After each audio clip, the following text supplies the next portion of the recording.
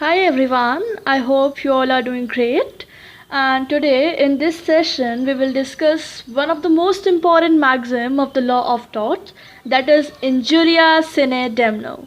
So in this we will discuss the meaning of this maxim along with the 3 or 4 leading case laws related to it. Alright, so let's get started. Injuria sine damno. What is the easiest meaning of this maxim is injury without damage. Means आपको injury तो हो रही है लेकिन आपको कोई personal monetary या property से कोई ऐसा कोई लॉस या कोई डैमेज नहीं हो रहा है. ठीक है.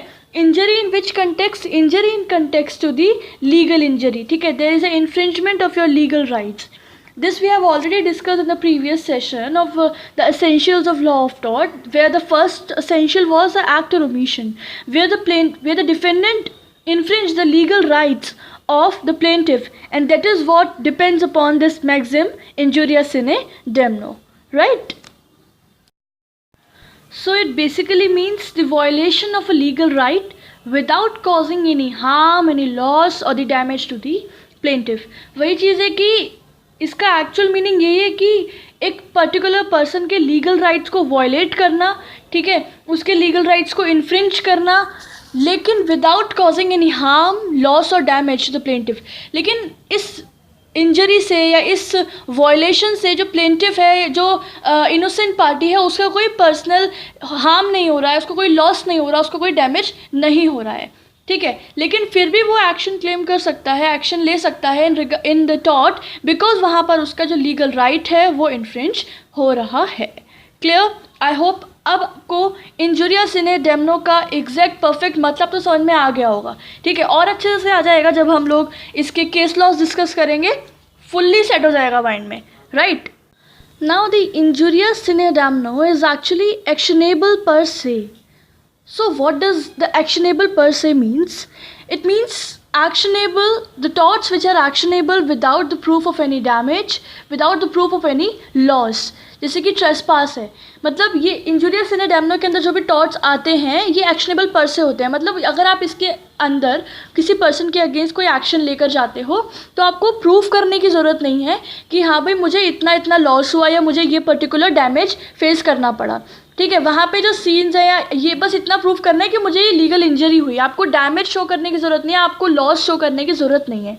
ठीक है. और सेकंड तरह के टॉर्ट होते हैं जो कि एक्शनेबल होते हैं only on the proof of some damage cause by the act, जिसमें आपको प्रूफ करना पड़ेगा कि मुझे इतना डैमेज हुआ इस पर्टिकुलर एक्ट से, तभी आपको उसके अगेंस्ट कुछ रिलीफ मिल सकता है. ठीक है. और जो इंजुरिया सिने डैमनो के अंदर जितने भी टॉर्ट्स आते हैं they are actionable per se, right? So it means there is no need to proof that as a consequence of an act the plaintiff has suffered any harm.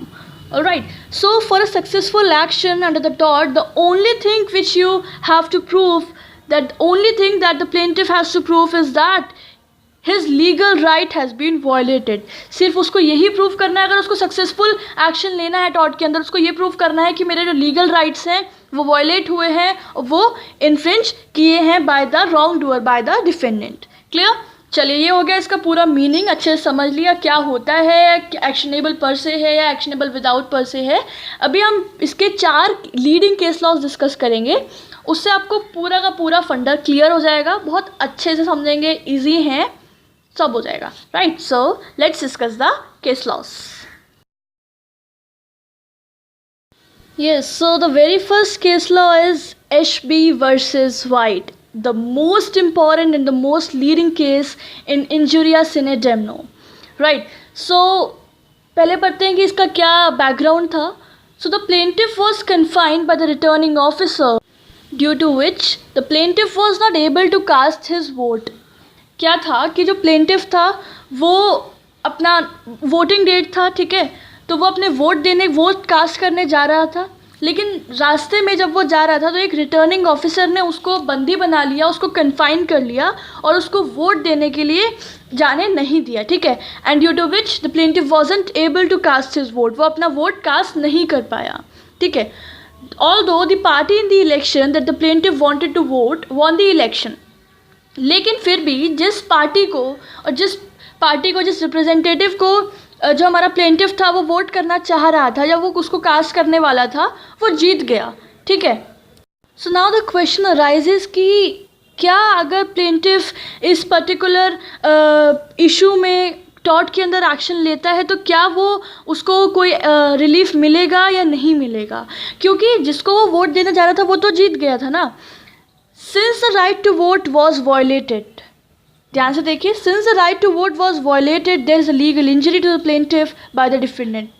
वही चीज़ है कि ऑल्दो उसका कोई डैमेज नहीं हुआ क्योंकि वो जिसको वोट करना चाह रहा था वो पर्सन जीत गया, ठीक है, फिर भी यहाँ पर उसके लीगल राइट इन्फ्रिंज हुआ है, यहाँ पे राइट टू वोट उसका इन्फ्रिंज हुआ है, वॉयलेट किया है डिफेंडेंट ने, and that is what the reason वो इंजुरियस सिने डैमनो के अंतर्गत एक्शन ले सकता है टॉर्ट के अंदर, ठीक है, और उसको रिलीफ फॉर द श्योर मिलेगा, ठीक है। So this is one of the basic in the main example of injurious sine damno. यहाँ पे उसको कोई हार्म नहीं हुआ, कोई लॉस नहीं हुआ, कोई डैमेज नहीं हुआ, लेकिन उसका लीगल राइट वायलेट हुआ है। Clear? So what was its judgment? Since the right to vote was violated, there is a legal injury to the plaintiff by the defendant, and hence the defendant was held liable and plaintiff was compensated for the same. वही चीज़ है कि right to vote तो violet हुआ है ना, and that is what the legal injury, and इसीलिए defendant को लायबल माना गया था इस केस के अंदर और प्लेंटिफ को कंपनसेट किया गया था इस केस के अंदर, राइट। चलिए डिस्कस करते हैं next important again the case law, Bheem Singh versus State of Jammu Kashmir.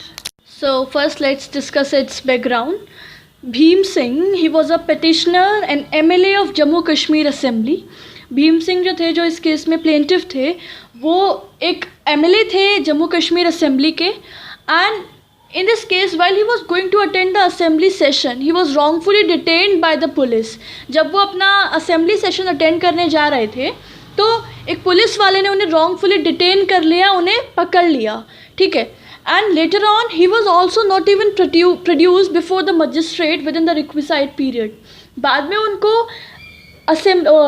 Magistrate के सामने पेश भी नहीं किया गया था, ठीक है, एक with in particular time period के अंदर। तो इस केस के अंदर उनके दो राइट्स वायलेट हुए। The first, The member was deprived of his constitutional right to attend the assembly session. पहला उनका constitutional right यहाँ पे deprive हुआ है, यहाँ पे उनका violate हुआ है कि वो उनको assembly session में जाने के लिए रोका गया था, detain किया गया था. And second was there was also a violation of fundamental right to personal liberty guaranteed under the Article 21 of the Constitution. मतलब कि आर्टिकल 21 क्या कहता है? There is a right to personal liberty, कि इंसान पर्सन का अपना राइट है कि वो जहाँ चाहे जैसे चाहे घूमे फिरे, उसका पर्सनल लिबर्टी होती है। लेकिन यहाँ पे उसके इस फंडामेंटल राइट को भी वॉयलेट किया गया था भीम सिंह के, ठीक है। एंड यहाँ पे वही चीज़, उनके लीगल राइट्स इन्फ्रिंज हुए हैं, ऑल्दो उनको कोई एज सच इंजरी नहीं हुई, so the defendant will be held liable under this as well. And here is its judgment. Hence, the legal rights of the plaintiff are violated. The defendant was held liable and plaintiff was compensated for the same. Defendant को liable माना गया था और plaintiff को इसके case के regard में compensation provide किया गया था. Right? Now the third case, that is Asharfi Lal versus Municipal Corporation of Agra. ये थोड़ा थोड़ा फर्स्ट वाले केस से कंटेक्ट रिलेटेड है, वोटिंग पे बेस्ड है. In this case the Ashrafi Lal, जो कि इस केस के प्लेंटिफ हैं, his name was deleted and dropped from the voters list by the concerned authorities.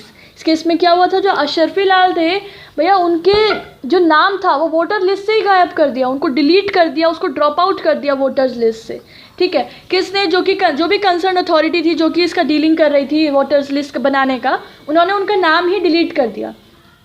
And consequence of which plaintiff was not able to exercise his right to vote. और क्या हुआ फिर उससे कि भाई अगर आपका नाम ही नहीं है वोटिंग लिस्ट में तो आप वोट कैसे दे पाओगे. तो वही चीज़ हुई कि अशरफी लाल का नाम नहीं था तो वो वोट ही नहीं दे पाए, अपना जो उनका राइट टू वोट था उस राइट को वो एक्सरसाइज ही नहीं कर पाए, right. And due to which the plaintiff, the Asharfi Lal, sued the defendant. And इसका भी वही जजमेंट आया जो अब तक बाकी सभी केसेस में आता रहा. Defendant was held liable as the plaintiff's legal right to vote was violated and compensation was granted to the plaintiff. As same, defendant liable माना गया और प्लेंटिफ को कंपनसेशन दिया गया. बेसिकली क्या है, इन केसेस को याद रखने का ईजीएस्ट फंडा है कि इनकी स्टोरीज याद करो कि क्या हुआ था, वो याद हो जाएगा एक दो बार पढ़ोगे.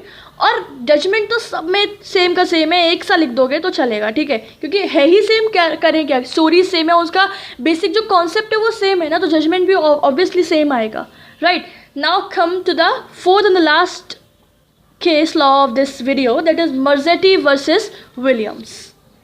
So this case law is basically based upon the dishonor of check. Let's see. Marzetti यहाँ पे plaintiff है इस केस के अंदर. He was holding an account in the bank of defendant. क्या था कि जो मर्जेटी था उसने अपना एक अकाउंट बना रखा था डिफेंडेंट की बैंक में, ठीक है. यहाँ पे जो डिफेंडेंट है ही इज़ अ बैंक, ठीक है, उस जिसका बैंक है वो है. तो मर्जेटी का अपना अकाउंट बना हुआ था डिफेंडेंट की बैंक में. Though there was a sufficient amount of money in the plaintiff's account, but when plaintiff tried to withdraw some amount of money via self-check, he was denied without any sufficient reason.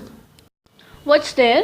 कि actual में जब plaintiff जो था, जो मर्जेटी था, वो अपने account से पैसे निकालने गया, ठीक है, तो उसको भी पता है और एक्चुअल में भी उसके अकाउंट में पैसे थे अच्छे खासे, ठीक है.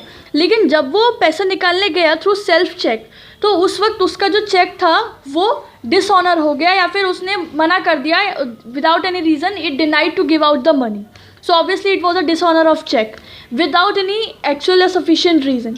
So the plaintiff sued the defendant and defendant was held liable. There was a judgment, defendant was held liable and the plaintiff was compensated for the same. यहाँ पर भी उसको लीगल इंजरी हुई है कि उसके पास पैसा है, उसके बावजूद वो नहीं निकाल पा रहा है, उसका चेक डिसऑनर हो गया, तो डिफेंडेंट लाइबल होगा. Clear? So this was it for the video. We have discussed the explanation, the meaning of the injuria sine damno, and what is it actionable per se or other, and along with this we discussed the 4 case laws related to it, right? So I hope आपको चीज़ें समझ में आ गई होंगी. Now there is one more maxim which is actually the opposite of this injuria sine damno that we all know damnum sine injuria. So उसके वो भी बहुत ही important उस पर क्वेश्चन फॉर्मुलेट होता है जनरली हमारे पेपर में, तो उसका भी केस लॉ और उसका एक्सप्लेनेशन हम लोग नेक्स्ट वीडियो में डिस्कस करेंगे, right. Till then, keep studying, keep understand the topics. Yeah, if you face any problem, write down in the comment section. I'll try to provide the best answer to you. And yeah, if you really liked the video, then click on the thumbs up button, right? And if you haven't subscribed the channel, then do subscribe it. And yeah, click on the bell icon as well, so that you can receive the latest updates of the video of the channel, right? And yeah, for getting the quick notifications regarding the upcoming videos, you can also follow our channel on Instagram, that is lawvita_80. So till then, be tuned, be healthy, be safe. Thank you so much. Bye bye.